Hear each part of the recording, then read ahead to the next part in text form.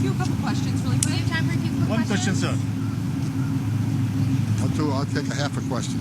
Mr. Homan, I wanted to quick ask you about Alligator Alcatraz. There's been some reporting that it could cost as much as $2 billion. Can you just walk through the thought process on that? I know the president said he's thinking of maybe hosting some undocumented migrants there as well when it's up and running. Can you talk about that? Look, we just passed a big, beautiful bill. We need more beds. Governor DeSantis came up with some beds pretty quickly.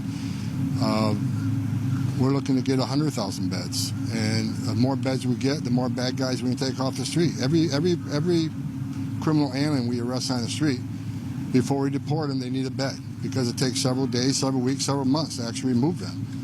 So we need more beds. We're bringing beds on quickly as possible. I think Governor DeSantis came up with a good model. And I'm not familiar with the cost yet. That's a question for ICE, but we're looking for beds, and I hope we get more beds on soon. We need the beds. I'm sorry, I said Alligator Alcatraz. I meant Alcatraz, the reopening of Alcatraz, the original off the coast. Well, look, I think they're looking at it. I don't think any decision has been made yet. They've looked at the cost of it, but I'm not in the loop on that.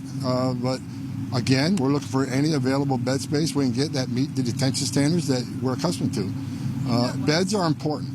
Last week, I woke up one morning, we had less than 200 beds. We'll fill them by half the day. So we're constantly having to change flight arrangements and move deportations as quick as we can to empty beds. We shouldn't be in that position. These operations take time. They're well thought out operations. We need to know that there's a number of beds available when we take the bad guys off the street. So we need to bring beds on as quick as possible, and that's exactly what we're doing. Can you explain the plans to continue major enforcement pushes within sanctuary cities and states? Well, the president made it clear we're going to focus on sanctuary cities, make them priority. And why is that?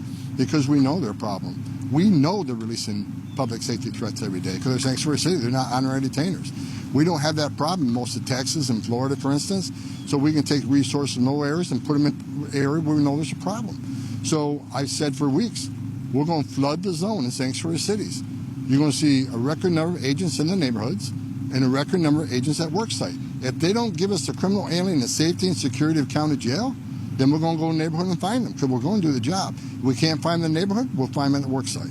So sanctuary cities get exactly what they don't want. More agents in the community, which is going to equal more collateral arrest because when we find the bad guy and he's with somebody that's not a criminal but he's here illegally, they're coming too. So that's the president made that commitment and I made that commitment and that's exactly what we're going to do. And we're already doing it.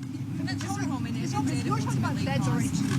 did ultimately cost $2 billion to renovate Alcatraz, is that a figure that you're comfortable with? I'd have to see how many beds come out of that number, and what's the length of stay that facility is going to do. We got short-term bed facilities, we got long-term bed facilities. So unless I have that information, I can't even give you a guess. Would you rather see other states do things like Alligator Alcatraz instead of this big? I know the secretaries are working with other states to do that, to bring on beds quickly that meet our detention standards. Look, I think states have a responsibility too. What the Biden administration did for 4 years, releasing all these people into the country not properly vetted, becomes a state problem. Look, all the traffic you saw in the last 4 years coming through Texas, 97% of it didn't stay in Texas and went all over the country. So states have responsibility. States have felt the effect in crime, in exhaustion of their social services. So states have a big share of this too. I'm happy that states are stepping up. As far as beds are concerned, what kind of number do you have right now as far as beds are concerned? How many, and what's the timeline to get to 100,000 beds? Quick as possible. I don't have a timeline. We got a lot of contracts being reviewed, but the faster we get the beds, the more people we can take off the street. How many beds do you have right now? Right around 60,000. Mr. Homan, people who've Go ahead. Pardon me? What penalties should someone who assaulted an ICE officer face? That's a felony. You should go to prison. President Trump made that clear the other day.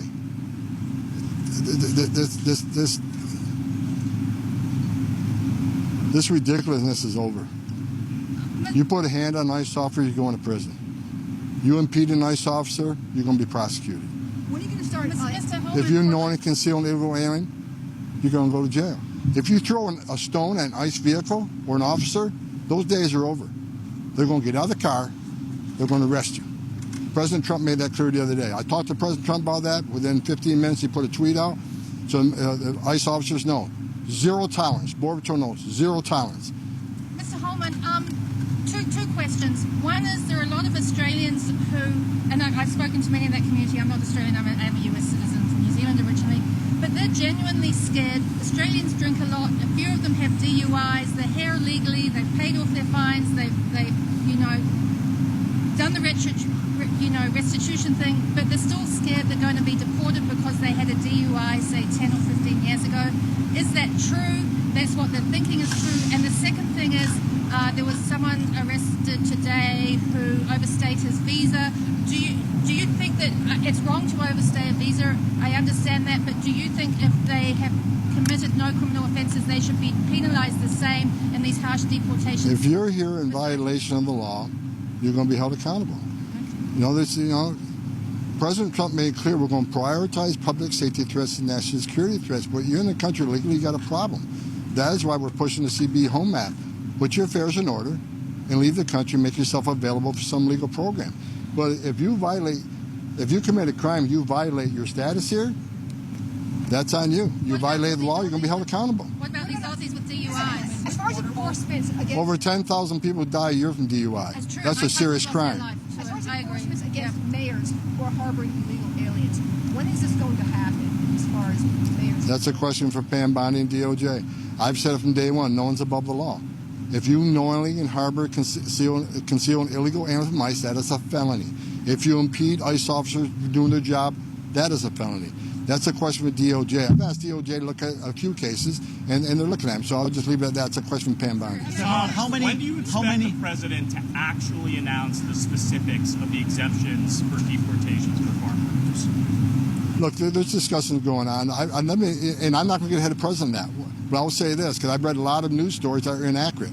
There will be no amnesty.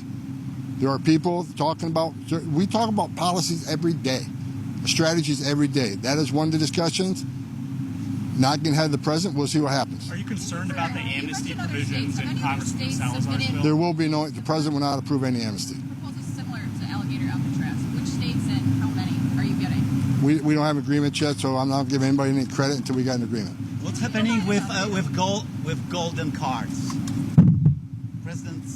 President announced a few months ago. Out of my lane. I'm the border czar. Okay. Can you explain how? Update on border wall construction, which regions are seeing that restart, and also how much border wall and how quickly is this moving? Any updates that you have on that? No, I know CBP. I talked to CBP this morning. They have a plan. They got a prioritization where they're putting border barriers up based on where they see the biggest need.